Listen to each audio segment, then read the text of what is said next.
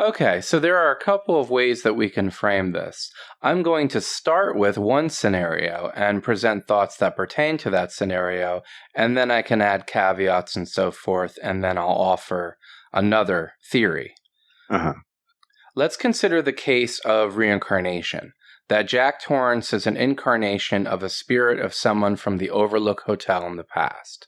If we do that, we can address a question, and that question is, what is the source of Danny's power? It is an inheritance of a lineage that goes back to the hotel. Jack Torrance appears in the photo of the 1921 4th of July ball because he was there. Jack Torrance has the shining, which is why he is able to communicate with the spirits as he does, and Danny has the shining. So what are your thoughts on that? Okay, I'm not too well versed in The Shining, so, my first question is, how does... I remember that Danny obviously had The Shining. Who was it, Scatman Crothers? Right, Dick Halloran, played by Scatman Crothers, has the shining. Right, I remember their conversations together. How does Jack Torrance have it? Well, Jack Torrance is actually able to see spirits in the hotel. Right, like certain people saw them and certain people didn't. Right, that is one of the things Dick Halloran says to Danny. Some people shine, some people don't. There are some things only people that shine can see. Jack Torrance is able to see the woman in room 237, for example. He's able to speak to the spirits in the gold room. Right. And I also believe that Wendy can see spirits, but only after she experiences extreme fear. Somehow fear heightens her ability to perceive. So the general idea is that people with a particular karma will be drawn to the hotel and will have a tendency to shine and thus be able to interface with the spirits in the hotel. So in this form, in this particular iteration, Jack is drawn to the hotel. He bears its stamp upon him. Now, in a sense, he's being drawn back there to repeat a pattern. Freud associated repetition with death drive. We see this with Jack repeating the same sentence as he attempts to write his novel and being caught in a pattern of repeating the murders, thinking about the previous murders committed by Charles Grady. And there is evidence that he knew about the murders before he came to the hotel. When he is having a conversation with Grady in the restroom of the Gold Room, he says, "I saw your picture in the paper." This suggests that he had researched the murders previously. But the murders committed by Grady, at least in the way that we're thinking about this now, are probably imitations of murders committed by Jack in an earlier incarnation in the first place.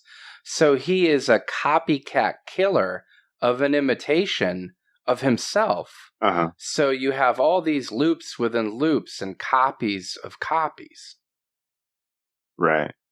That seems to be a sort of staple idea of King's books. In King's Storm of the Century, the guy Linoge is telling people that hell is repetition.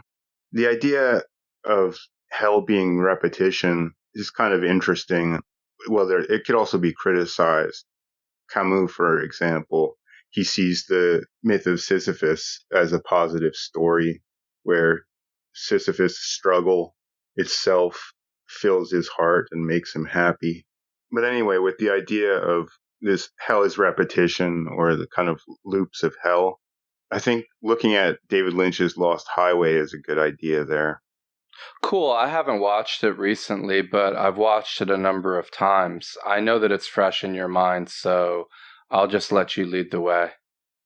Okay, well, just to make the entryway there, the film is bracketed by the identical road scenes of driving at night.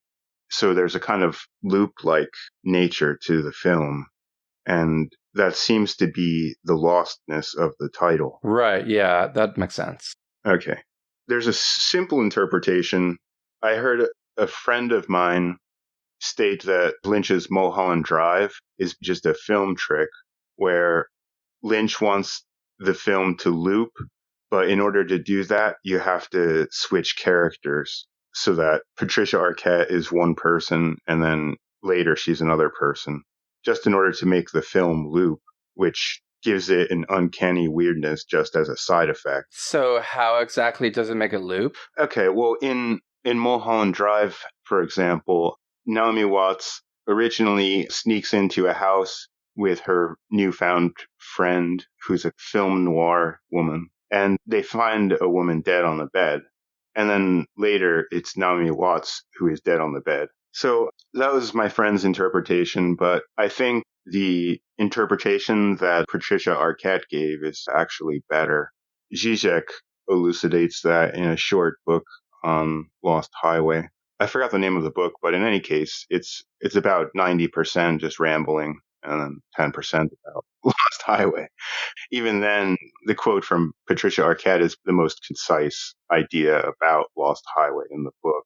But what he does with her idea is really good. Her basic idea is that the guy at the beginning, Fred, kills his wife, and then he goes into a sort of a psychological make-believe.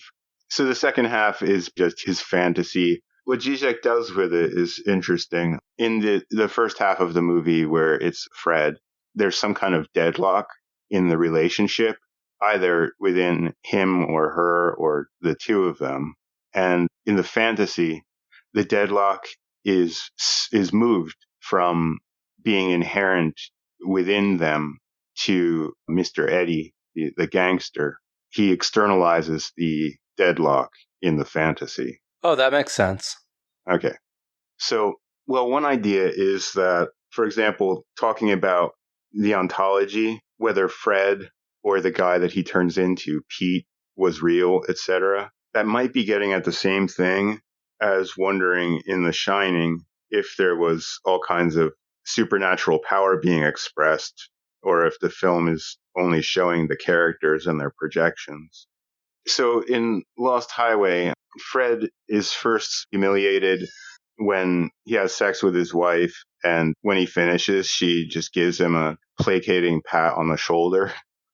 And then in the fantasy, finally at the end, he has sex with her again in her doppelganger, I guess Alice, I think her name is. And then she whispers in his ear, "You'll never have me," which is a repeated humiliation.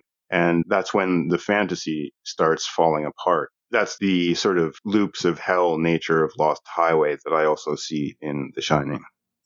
Well, that's a great point about the question of whether or not there is supernatural power at work, or if it's just a matter of people and their projections. I think in the case of The Shining, the way the images manifest may be colored by projections. I mean, I think they definitely are. But in the cases that I'm considering, there is definitely a supernatural presence. As for humiliation and the idea of "you'll never have me" and the fantasy falling apart, well, you get that in the scene in room 237 where he approaches the naked woman and he embraces her and kisses her, and she is very seductive, but the fantasy falls apart and he realizes he's embracing a hag. So there's a fantasy of paradise that falls apart, and what is revealed is a hell. Jack Torrance is in a hell, but how did he end up there? And that's another issue I'd like to discuss. How the door to evil is opened. Jack Torrance encounters a society which invites him to murder his family in the Gold Room. Both visits to the Gold Room are preceded by a heightened emotional state. Rage. First, he is enraged over being blamed for the attack on Danny committed by the woman in room 237. The second fit of rage occurs after Wendy suggests that they leave the hotel. Jack rages at the prospect of going back to Boulder and shoveling out driveways or working at a car wash. And then his rage opens the portal to the spirits in the Gold Room, and then the Gold Room counters this feeling of being low on the socioeconomic totem pole, right? So he bumps into Delbert Grady. Grady spills some advocat on him, and he's very apologetic.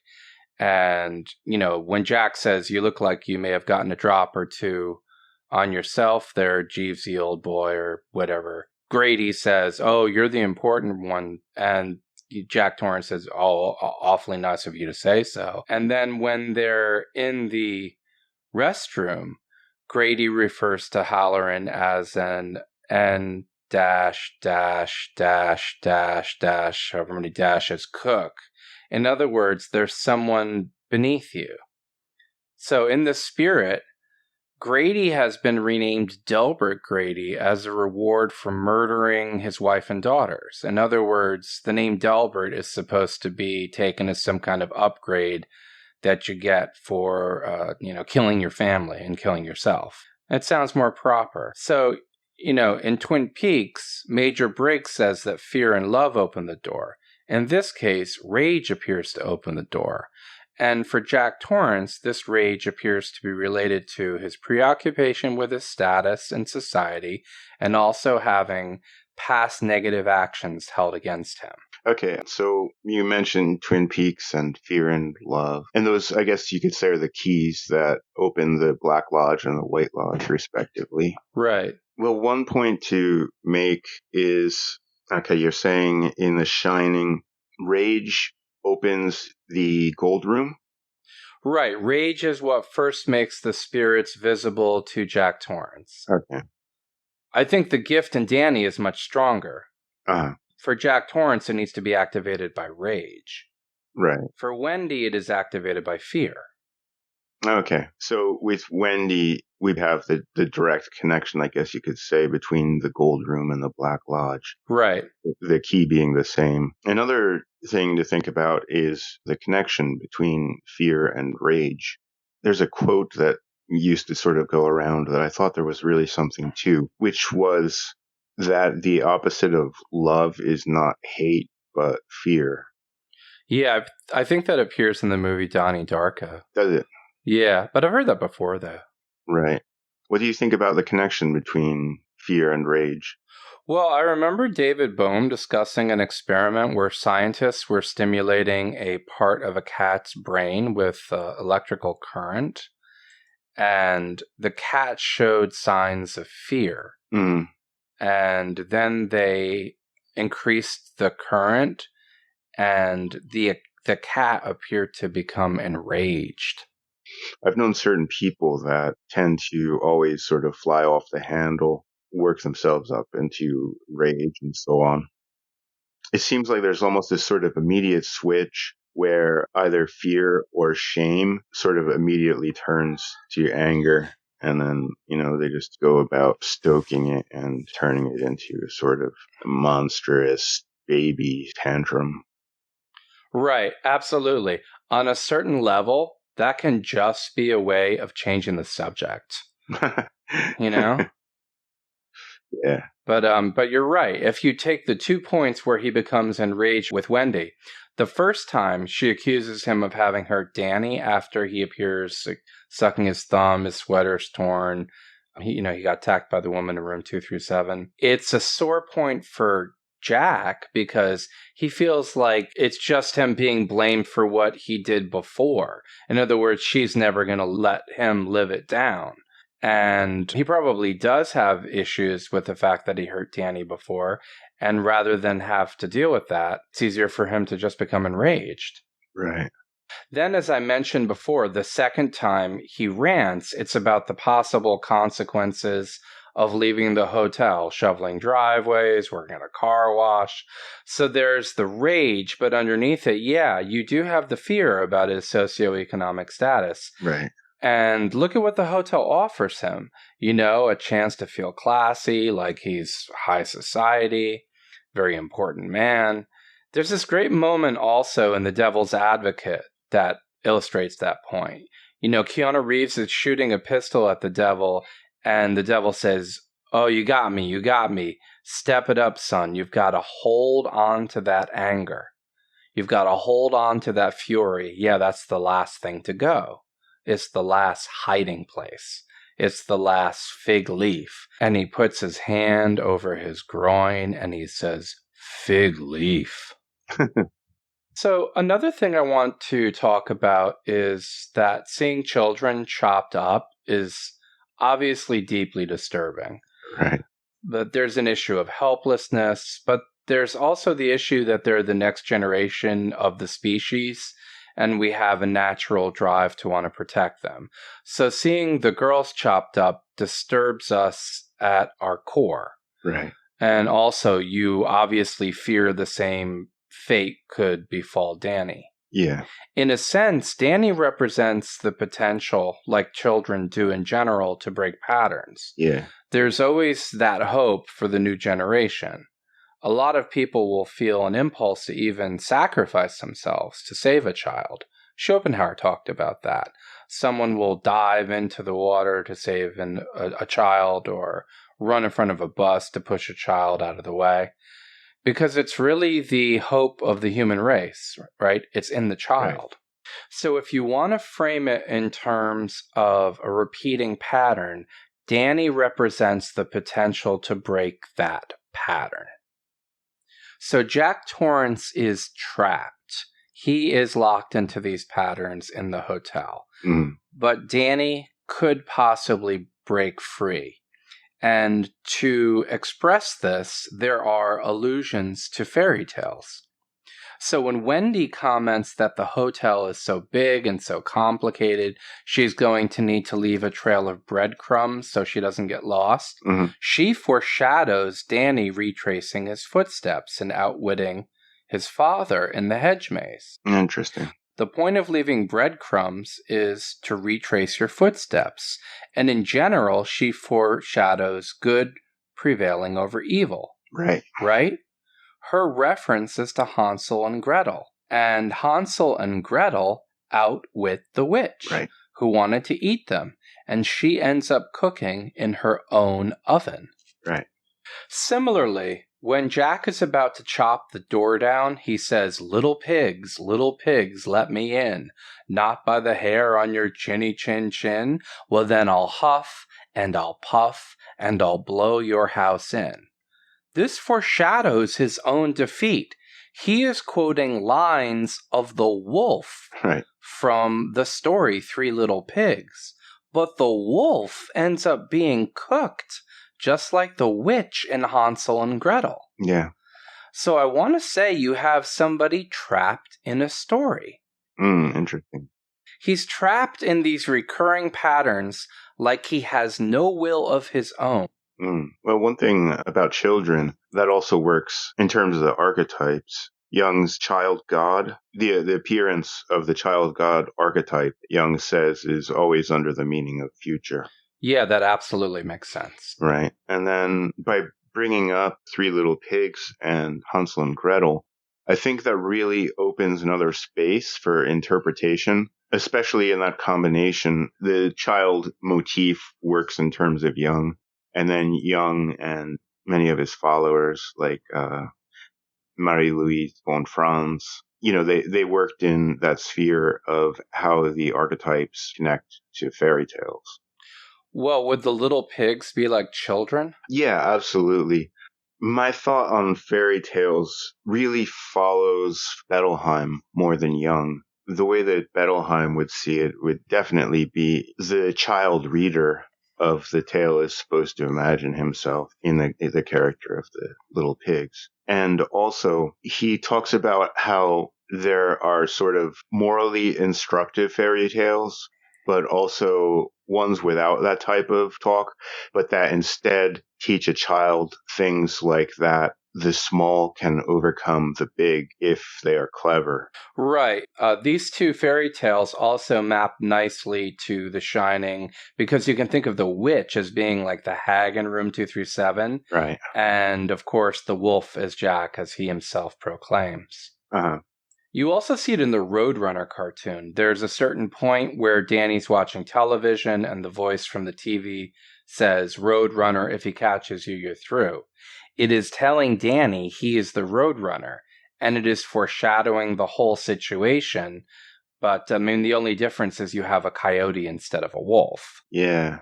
There's also a really heavy repetition theme in the Roadrunner and Wile E. Coyote. Right. That's a great point. And it goes with the idea of kind of iterations of Jack dying and returning to the hotel, because the coyote always fails and dies. but then he just comes back. Right. Right. I mean, he keeps coming back. Right. There's another point I want to make, that Danny breaks the patterns with gifts, these psychic gifts that come from the very evil that seeks to destroy him. Mm-hmm. If it is in fact true that he's inherited them in an amplified form from his father, who in turn carries the shining because of a karmic connection to the hotel, then his gifts are from the hotel. Mm-hmm. Then you can think of the hotel as a place of magic, a place of evil that evolves through iterations and eventually goes beyond itself, eventually growing a fruit beyond its own grasp, a magic beyond its evil. That's interesting. I was thinking about it another way, just in terms of that maybe the hotel is something like the white and black lodges. Well, it's definitely the case that the Black Lodge principle dominates. I mean, the way that it plays out. Right. But the presence of Dick Halloran shows that there is more than evil there. It's as if Danny has a helper. Right. Halloran is also drawn towards the hotel, so maybe he's connected to something like the White Lodge. Right. And similarly, I thought it was a tapestry. It's actually a painting. Uh-huh. But there is a Navajo painting over the fireplace in the study. That Navajo painting depicts the pollen path. And if you look at the images I sent you, I've got some stills from the film, and you can actually see. Uh-huh. Can you open those up?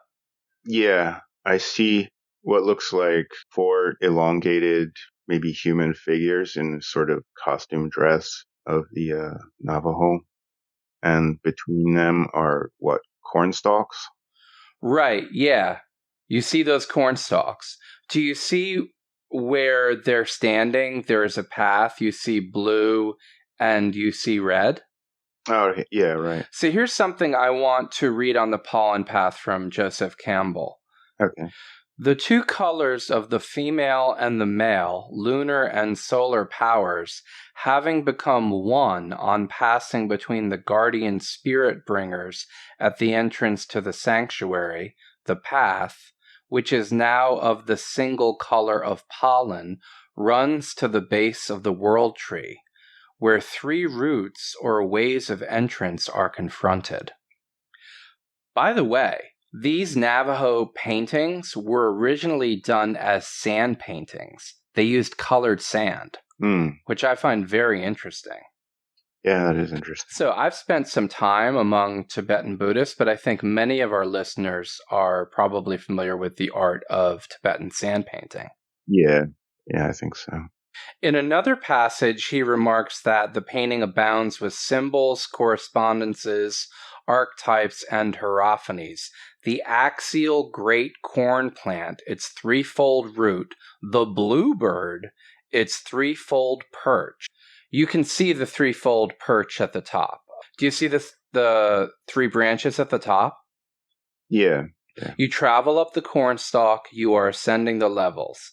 And now the bluebird has the gift of flight. And if you look at the image I sent you, you can see Wendy is wearing a Navajo jacket.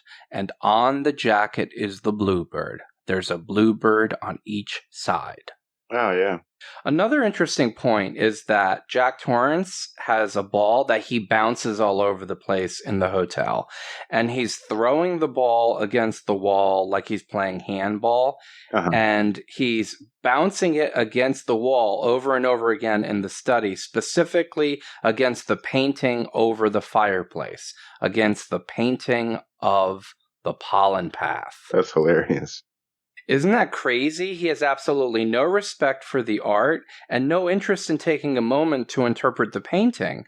It says a lot about his character and his relationship to the pollen path. Right. I've only read passingly on the pollen path, but the sense that I got was that it was something akin to the Tao.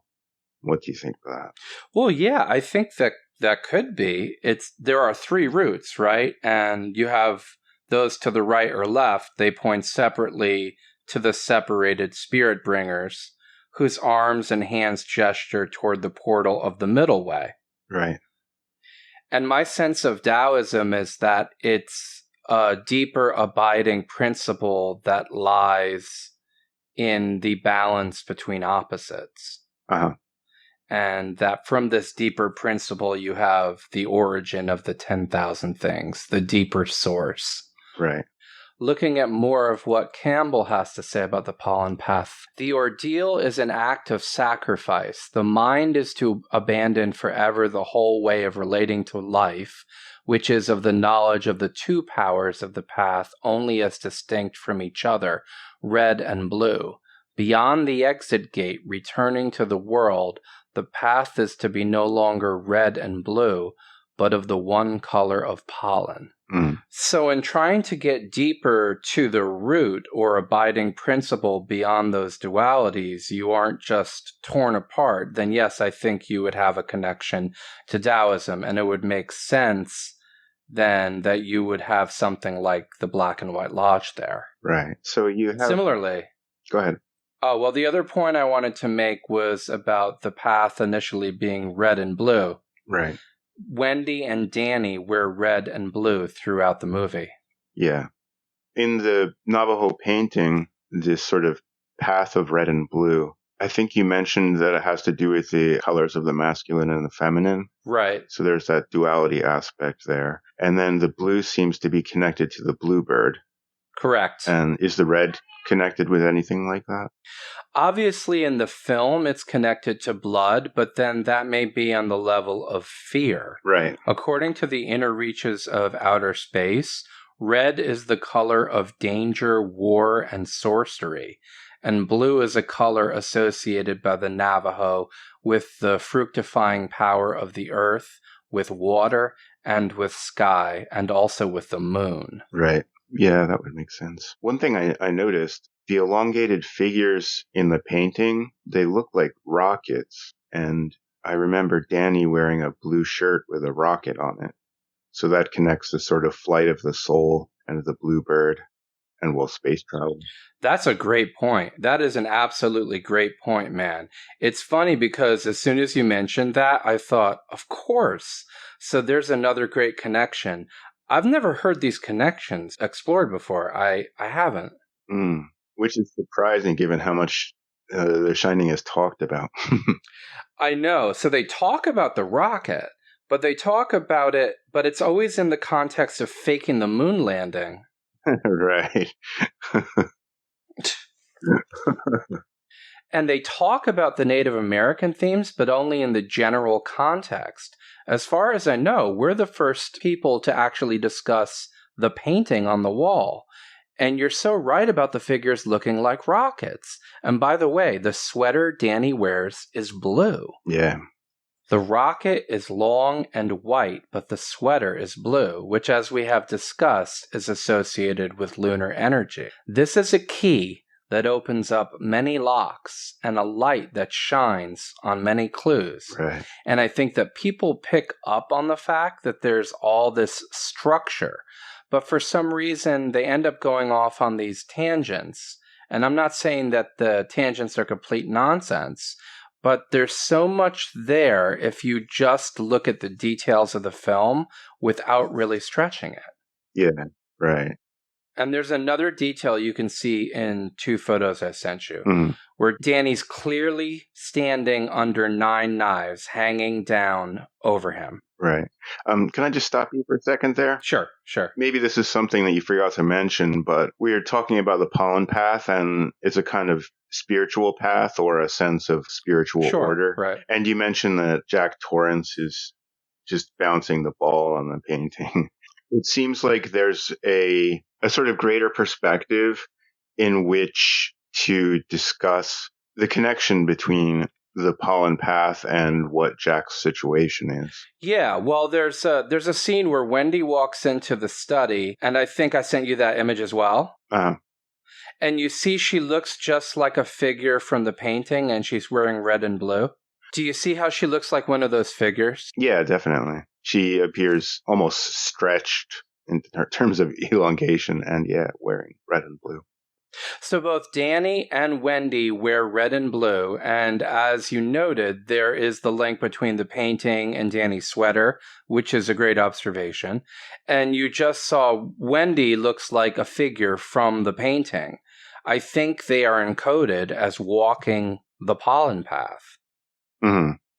And Jack Torrance is depicted as oblivious to the painting and addicted to negative emotions, self-importance, and just general nastiness. Well, he's not on the pollen path. Yeah. The pollen path is described as a path of virtue. He is on the path of rage and destruction that leads to going down to the gold room. The pollen path leads up the cornstalk, and at the top is a bluebird, which is said to be symbolic of dawn, happiness, and promise.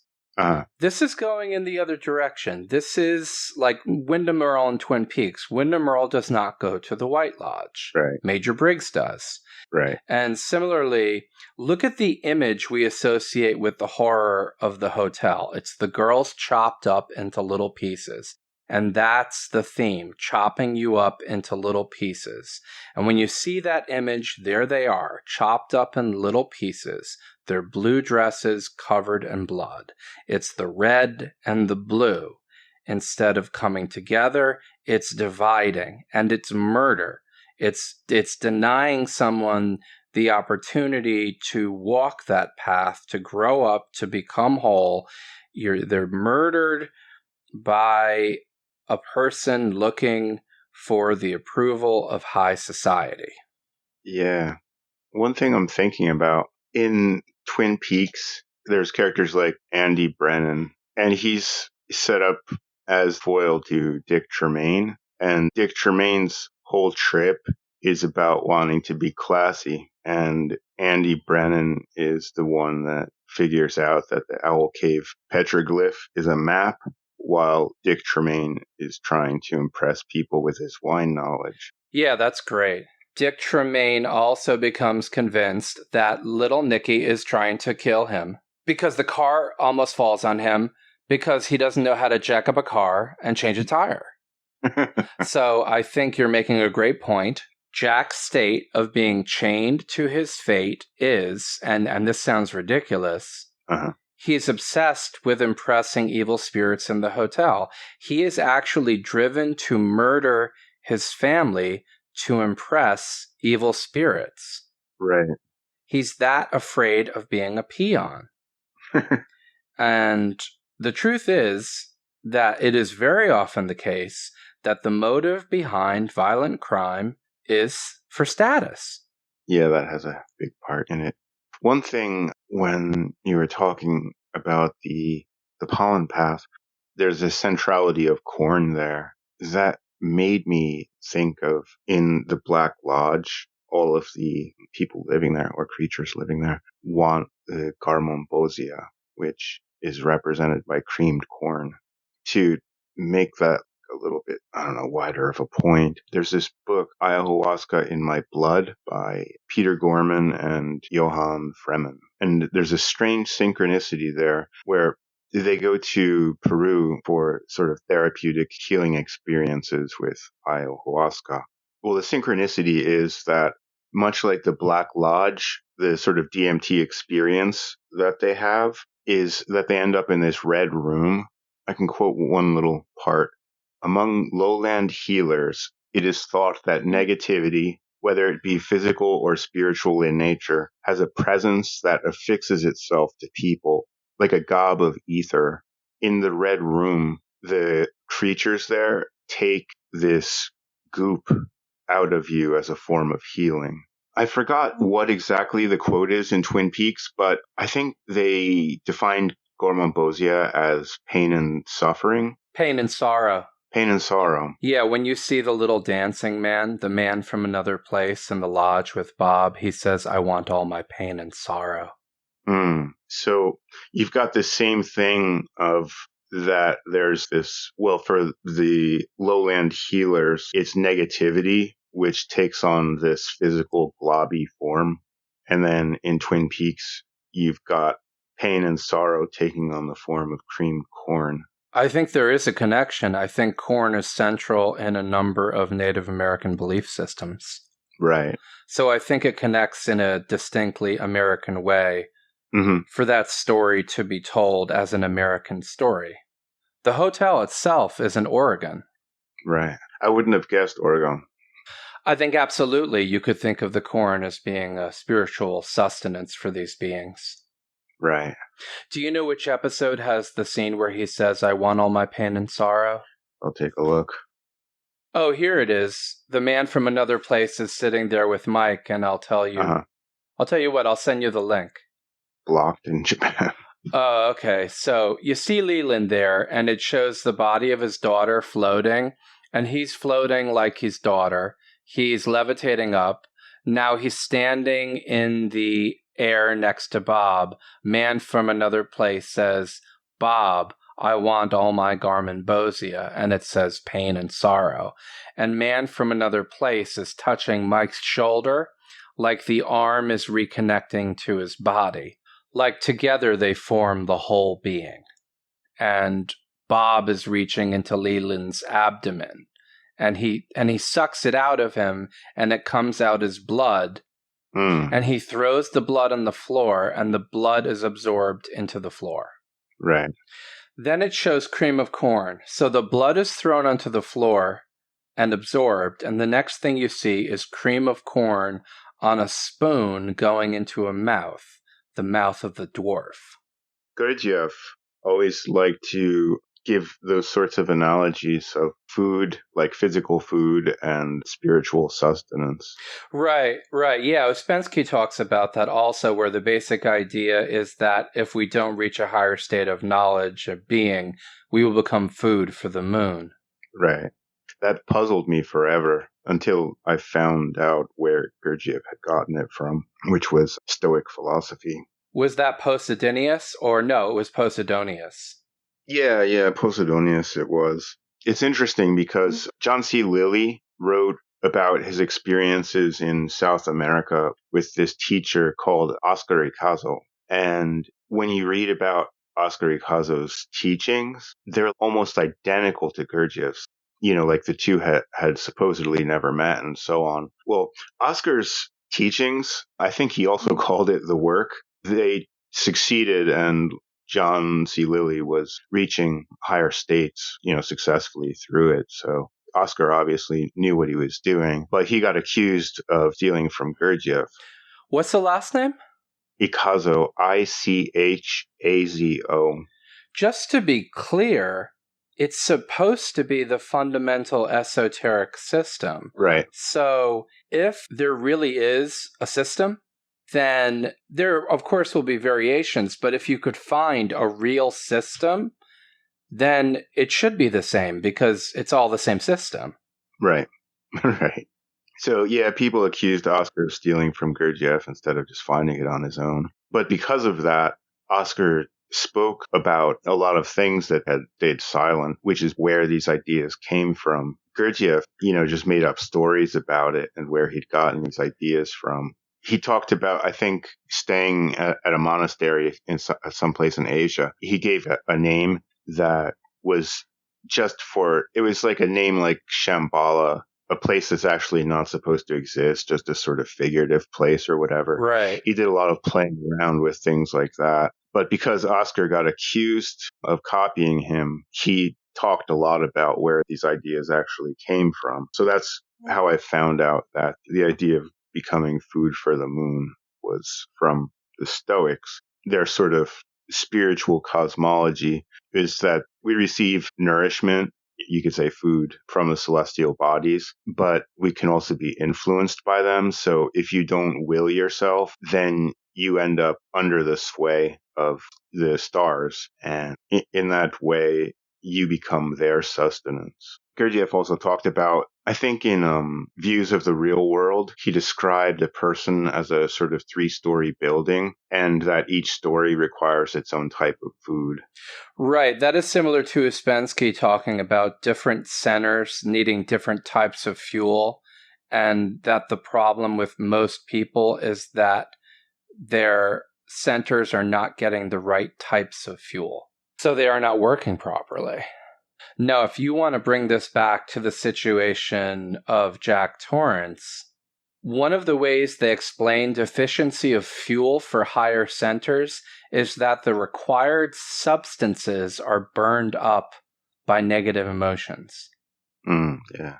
Another thing is that the sustenance he craves most is alcohol, the sort of anti-enlightenment beverage. Right. It reminds me of Terence McKenna talking about how all societies use drugs. It's just what drugs are accepted.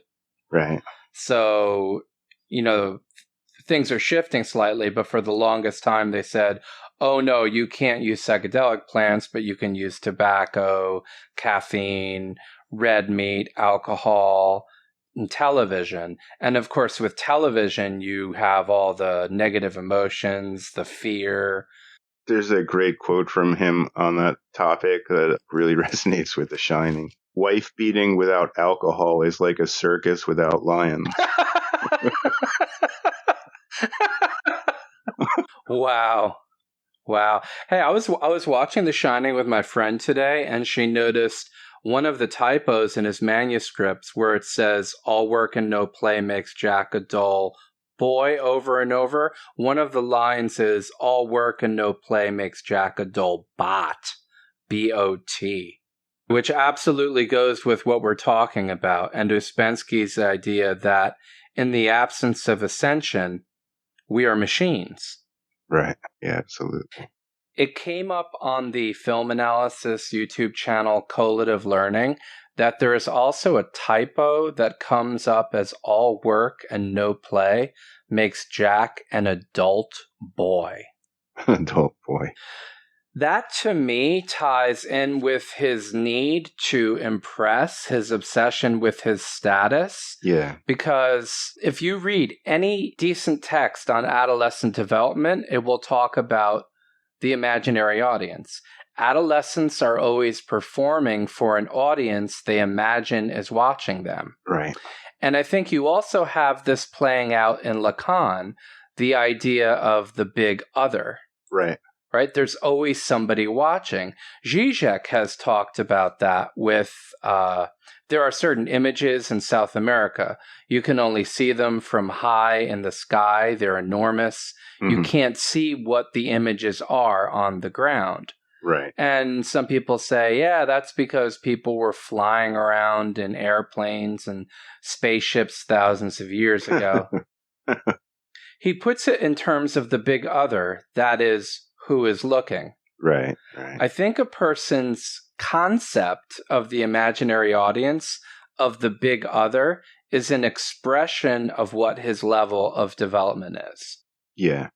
It reminds me of, I thought this was kind of weak but funny, the way that Zizek explained sacrifices to God and so on. He said, the sacrifice is a transaction, like we'll give you this, and then, in return, we'll get the rain for our crops or whatever. But the underlying purpose for doing it was to support the idea that there was another party to the transaction. So that sustains the idea of the big other as a presence that's actually there? Right. Well, you've seen that in a number of vampire movie sequels, right? Nobody really believes in this being, but then somebody does believe, and he cuts his hand or he kills somebody and the blood flows, and then the being comes back, But it's interesting because you do read theories about quote-unquote gods that are presented active to the degree that people actually believe in them, treat them as if they exist, and then, the principle that deity is active. But going back to the hanging knives, one of the things you'll notice in the photos I sent you is that I have 2 images where Danny is clearly under 9 hanging knives. Yeah, right. I see them. Right. And you see how explicit it is and how deliberate it appears? Yeah, absolutely. There's like 2 different angles of 2 different sets of 9 knives and Danny under them.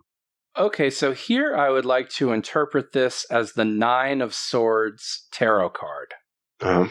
And I'm going to read the description of the meaning of that card from the book The Mythic Tarot by Juliet Sharman Burke and Liz Green. Okay. This is the card of nightmare.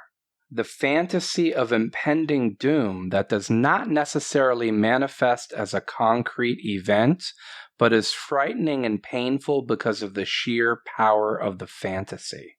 Yeah, that's quite a synchronicity. Yeah, it seems to work with the movie The Shining, right? Yeah, absolutely. So one of the issues I want to deal with is room 237, and I'm going to use that as a segue to a different explanation for Jack Torrance's appearance in the July 4th, 1921 photo. Right. So one argument I make is when Danny goes into the room, it is as if he is entering the stage of the symbolic register. Mm-hmm. Right? We have the different register stages in Lacan. We have the mirror stage, the symbolic, and the real. Right. These registers appear in a sequence, the symbolic being the second. And the symbolic stage is established from 4 to the onset of puberty, and Danny would definitely fall in that age range. Right. In fact, it would work very nicely for this theory if he is 5 years old, which I think might be a fair estimate for his age. If that is the case, it would work nicely with 237 as a sequence of primes, missing the prime number 5, which is represented by Danny. Right. The scene where Jack enters room 237 is very complex. Let's look at how the stage is set. Jack Torrance is having a nightmare. He is screaming, and Wendy runs into the study and wakes him. He describes having a nightmare about killing Danny, killing her, chopping them up into little pieces. Uh-huh. Then Danny appears and he's injured, and Jack gets blamed. Yeah. Then later, Wendy comes to the gold room and tells Jack there's a crazy woman in the hotel. Mm-hmm. Then we see footage of entry into room 237, and we see that Danny is seeing this. Uh-huh. It's not clear if it's a flashback or Danny's having a vision of Jack going into the room. And at the same time, Danny is telepathically connected with Halloran, right? Right. And it's interesting, too, because when you see Dick Halloran on his bed, you see a picture of a naked woman right above his head, and a picture of a naked woman over the television near the foot of his bed. Mm. And the whole experience is being shared by Danny, Jack Torrance, and Dick Halloran, Mm-hmm. which is interesting. It's easy to overlook. Exactly. But Dick Halloran is in his 70s. So the interesting thing is, Danny, Jack Torrance, and Dick Halloran represent 3 ages of a man: a boy, a middle-aged man, and an old man. And when you first enter room 237, the first thing you see is a mirror. Uh-huh. Now, it can be argued that the mirror stage is still there.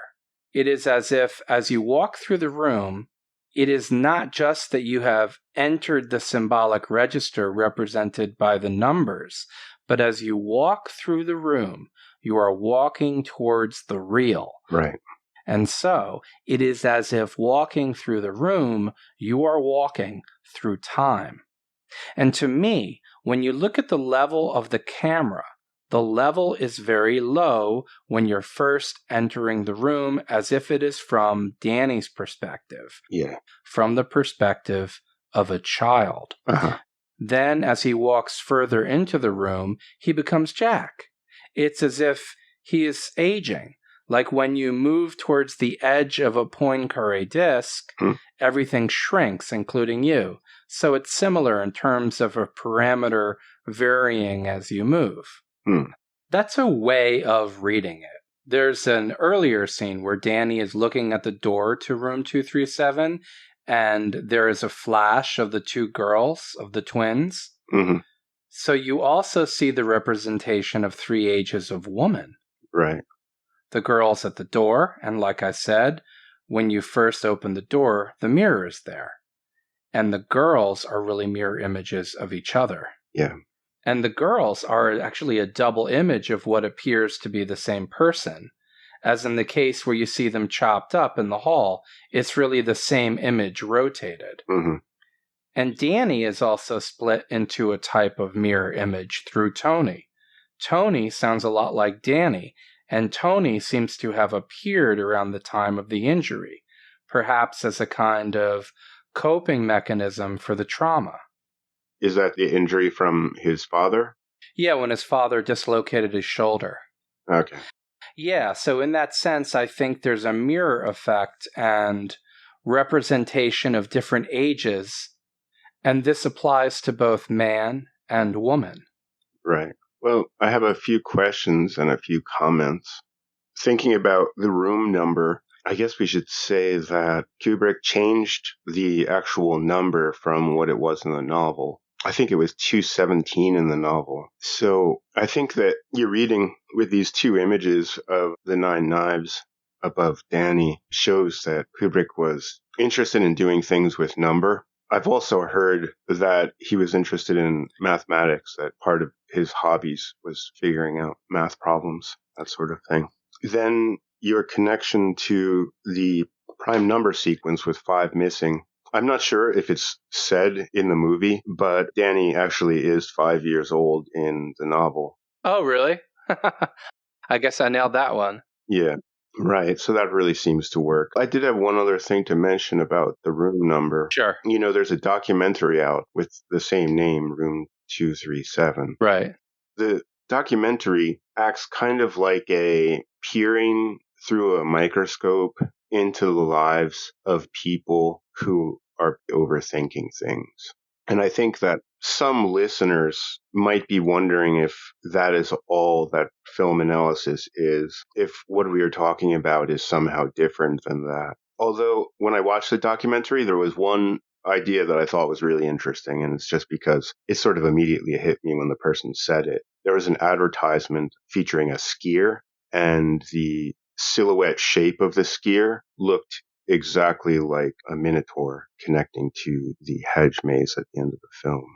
But besides that, what I think we are doing is something quite different. So what are your thoughts on that? Okay, so the image of the Minotaur coheres very nicely with Danny retracing his path because it's as if he's Theseus in the maze. Right.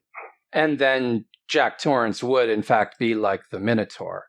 I mean, we've talked about Gadamer before. A work of art issues a challenge, and you have to answer the challenge to engage with the work of art. One way he describes that participation is playing a game.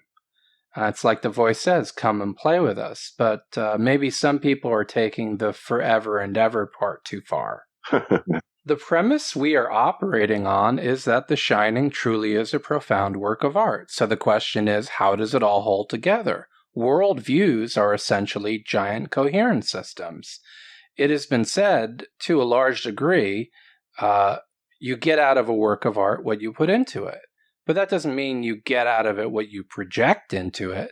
I mean, the more observations you make, the more connections and insights you can get from a work of art. Right. As for the original room number, well, you could say 217, that could be the year and the month. It's the 7th month of 1921, and you can link that to the 4th of July party in 1921. But I think that what's really interesting is that 237 is the room number that Kubrick chose. Right. And if we stick to the film, we can relate it to what we see in the film. Right. And I'll elaborate on that a little further as we go. So we have room 237. Well, looking at a room number, the first number tells you what floor you're on.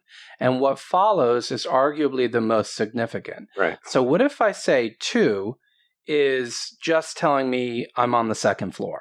So then what might 37 mean? Well, it turns out 37 is the 4th hex number. And what do we mean by that? It means that you're forming hexagons. You're Right. forming hexagons around hexagons. So you start with 1. And so let's say you have 1 dot and 1 point, if you will. And then if you wanted to form a hexagon around that, you would place 6 points around that to form a hexagon. right? So then that would actually give you 7. And then if you wanted to form a hexagon around that, you would add 12 more points, and then that would give you a total of 19 points. Right. If you wanted to build a hexagon around that, you would add 18 more. And then if you add all those points up, you'll get 37 points. And so what you're doing here is forming hex numbers. And 37 is the 4th hex number. Right. So then the question arises, so what? Well, if you look at the carpet in The Shining, the pattern is made up of hexagons. Now, is that accidental? Well, as we have said, this can hold irrespective of that, but I think it is intentional because most of the film was shot in a studio, not in the hotel. So most of the design that you see is in studio set design. Now, one of the observations that was made by Rob Adger from Collative Learning is that when Danny is playing, you see him sitting inside of one of these hexagons. And then a ball rolls to him to lure him to room 237. And when you see him playing there, there is one image, and then the image reverses after the ball has rolled. If you go back to that scene, you will see exactly what I am talking about. Furthermore, the actual pattern, there are 4 levels to the pattern on the carpet, and that does cohere with the idea of the 4th hex number. So let's run with this a little bit. But I invite anyone to go back and watch that scene, and they'll see exactly what I'm talking about. Take this woman in room 237, take 37, and take the idea of hex numbers seriously. Let's consider what we find in the hotel in room 237. What initially appears as a beautiful naked woman turns out to be what? A hag. A hag. So there are many kinds of hags. There are river hags. There's even something called an old hag attack, which is actually a hypnagogic state in which you are paralyzed, like when you open your eyes from a nightmare and you can't move, which is kind of what Danny looks like during the room 237 scene.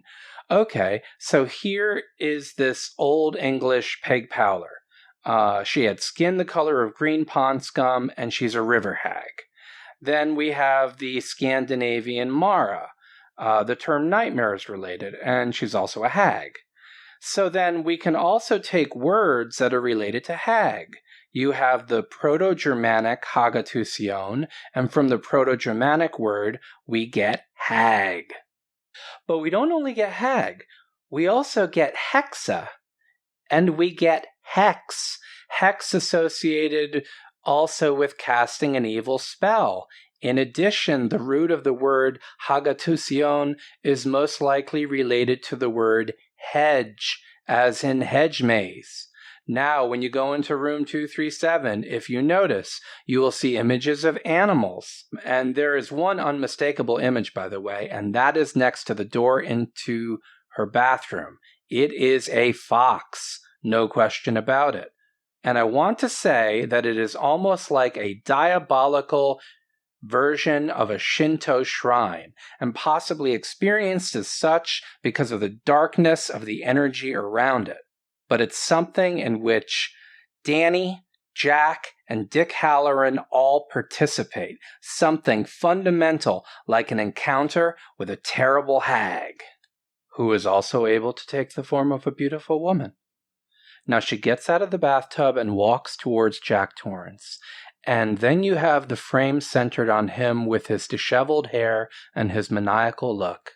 And then she walks and turns so that when he kisses her, he's holding her, and he will inevitably be staring into the mirror. And when he stares into the mirror, he sees the rotting corpse. You made the point to me that it is as if she is showing him what he truly is becoming and what the true nature of the hotel is. And it also coheres with one of the mistyped sentences in his novel. It says, "All work and no play makes Jack a dull bog." Bog. Like swamp, like it relates to the hag with green pond scum, the river hag. Now, I am saying she is like the archetypal mother hag of the hotel. Right. and I'm going to read something to you here. This is a book on rune lore and Germanic mythology, Teutonic Magic by Kveldolf Gunderson. This dual nature can be seen in the figure of the goddess Hel herself. She is half a beautiful woman and half a corpse, her concealment both that of the womb and that of the tomb. Hel receives those whose souls cannot struggle through to Valhalla, but in time, as her name Mother Hola suggests, she bears them forth again. Now, in some sense, that actually coheres with the reincarnation theme that we've already discussed, right? Yeah. It also works with another reading, but before going further with that, I want to make a point about Hel as understood by the Norse, where she would be the figure. Hell is actually icy.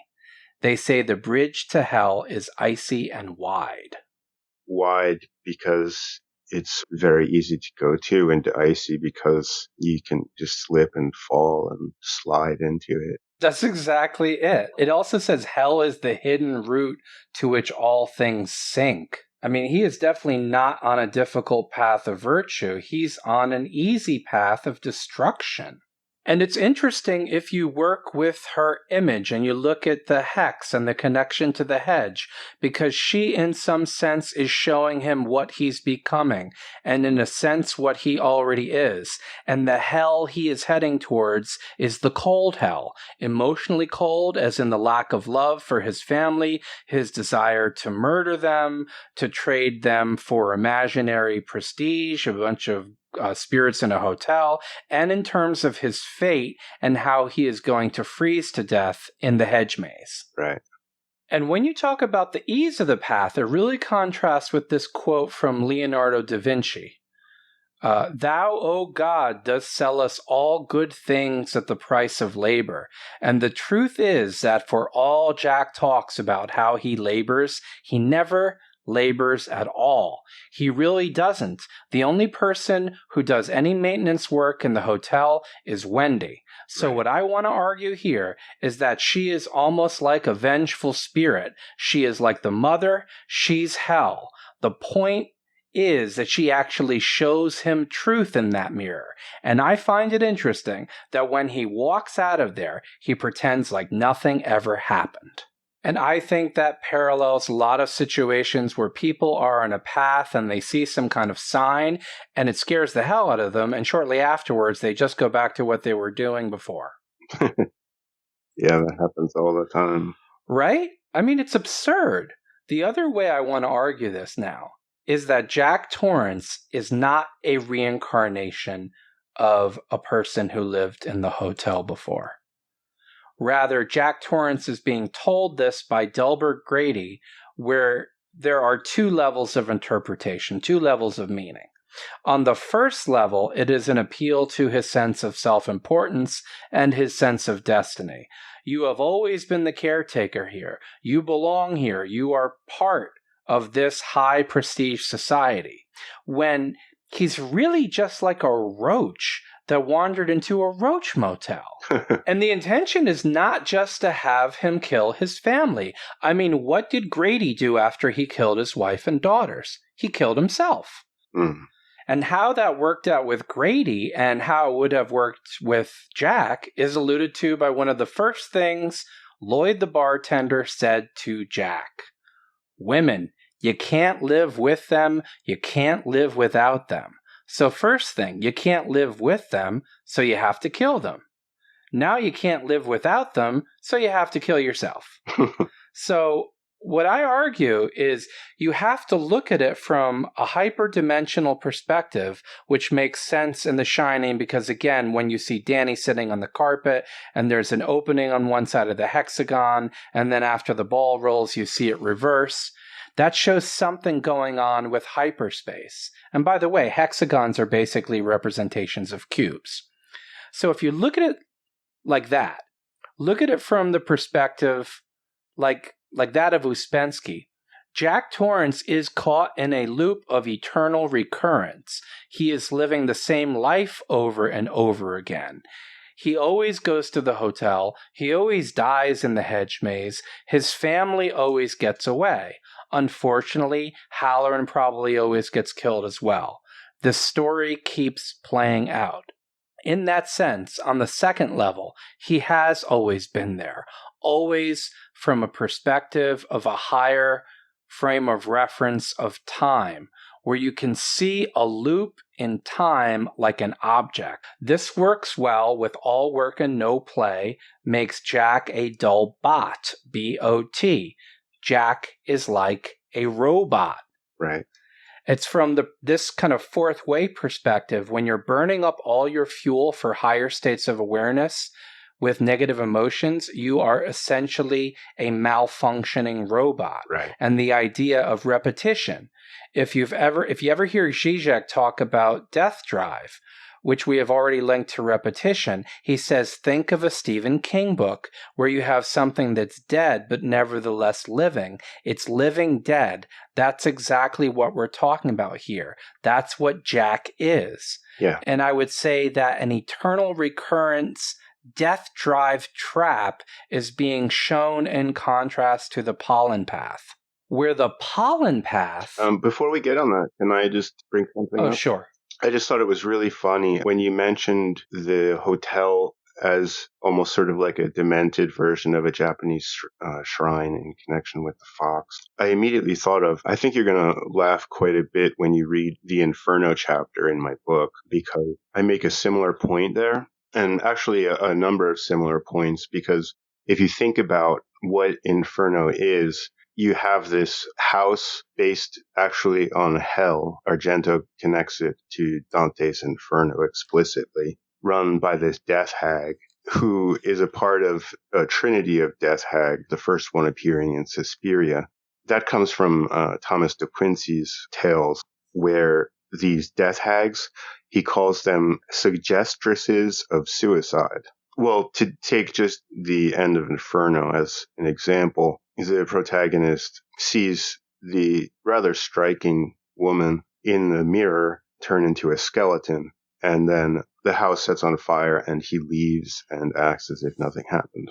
So I think there are some great connections there. And I think our thoughts kind of aligned on some of the ways to interpret the two films. Wow, that is amazing. I love this, man. That is absolutely amazing. Right. I'm seriously looking forward to reading your book. Wow. You know, what's funny is also the Inferno chapter is the one where, well, it gets into alchemy and individuation and stuff like that. But the main theme that I explore in it is Gurdjieff. And Gurdjieff is an explicit part of the film. He's mentioned by name and quoted in the movie. Well, you know, it's interesting how when you look at things on this level, everything seems to connect. Yeah. And it's interesting, too, with this hell figure that we're talking about. And I'm connecting it to Ouspensky and everything. You just talked about, Gurdjieff, Inferno, and the three hags, and the image, and the skeleton in the mirror. And you mentioned Dante. There's an interesting passage of Joseph Campbell's when he is discussing the Pollen path. Uh-huh. Okay, one moment. He talks about the relationship between the Vajra and the Navajo. The Navajo are actually from a northwestern stock, and they migrated down in the 12th century, and apparently they learned the art of sand painting from the Pueblo. So it would appear that parallels to Tibetan sand painting are not a matter of cultural diffusion. I mean, you have the image of the cosmos, you have the chakra system and so forth, but it seems to have emerged organically. And I think that's a context we want to put this in. Mm-hmm. Because someone might say, look, you're just mixing a lot of stuff together. You're talking about hell from Norse mythology. You're talking about the Navajo pollen path. You're just, reaching into a grab bag. So I could see someone thinking that. But it's interesting when this comes up in Campbell in The Inner Reaches of Outer Space. Accordingly, in Dante's vision, heaven and hell are still separate, and the lower power, ethically judged, has been eternally condemned. To me, eternal condemnation can be related to the eternal recurrence that is his hell, Jack Torrance's hell. The descent of the spirit is a fall. The life-giving demon has become a devil. The axial tree of the universe around which all revolves, that is to say, is still cut in two, as it was in Yahweh's Eden of the two trees, one of the knowledge of good and evil, and the other of the knowledge of eternal life. Whereas in the unreformed primeval archetype of the world tree, such as appears in the Old Norse Yggdrasil and in the Navajo blue corn stalk, the life-giving roots and the pollen-bearing flowerings or tassels are of a single, organically intact mythological image. Oh, that's an interesting connection. Yeah, I was quite pleased to come upon it, because it felt like I was looking at very disparate mythological systems, but really the difference is cultural inflection, and cultural inflection can actually offer nuance, and I think that it works. Yeah. And the idea of the pollen path is to actually be in the world. There's definitely a connection to the fourth way. And one of the things that I want to say is that irrespective of how things might be in the book, I want to argue that Jack is the real prey. Jack is the one who eternally returns to the hotel and dies and lives as living dead. Mm-hmm. Don't get me wrong, they want his family members killed. They want their blood. But Jack is the only person in the family for whom the hotel is a permanent hell. From the perspective of Wendy and Danny, it's a hell, but it's a hell that you go through, like in Dante's Inferno. Mm-hmm. For him, it is the hell which is his home. And I believe the incongruity between the description of the girls as 8 and 10 and the image of them as twins, always moving in unison, always speaking in a voice that isn't the voice of a child and it's one voice, that can be explained. Those are not the girls. The girls are not in the hotel. They are not in that hell. They don't belong there. Mm. That hell is full of devils, not innocent people. Mm. The hotel doesn't have the girls. What it does have is the ability to create an image to terrify people, to create illusions, to manipulate people. Yeah, that makes a lot of sense. I don't want to go too far into this, but I definitely think that a mention should be made, at least, of the connection to Last Year at Marienbad. Oh, yeah. I haven't seen that in so long, but I definitely felt the connection when I was watching that film. Right. It seems like a repetition through time in a hotel of a hellish sort of love triangle that may or may have not happened, that the people keep returning to and they're unable to leave the hotel. Yeah, I definitely feel a connection. And funny enough, not just to The Shining, but also to Inferno as one of the three main actors in Last Year at Marienbad. Sasha Pidolf has a prominent role in Inferno. And I think it was probably because of this movie. Wow. We need to do a marathon at some point, maybe, and where we watch the 3 Argento films, Marienbad and The Shining. Sounds like fun. Yeah, and we can treat it all as one great body of work. Right. So anyway, those are my thoughts on The Shining, and then there are those really interesting connections you came up with. Yeah, that was a lot of good stuff. I think that pretty much all of it stands on its own, and it also makes a great starting point to talk about a lot of other things. So I think that maybe we should return to some of the ideas and use them as starting points in later podcasts.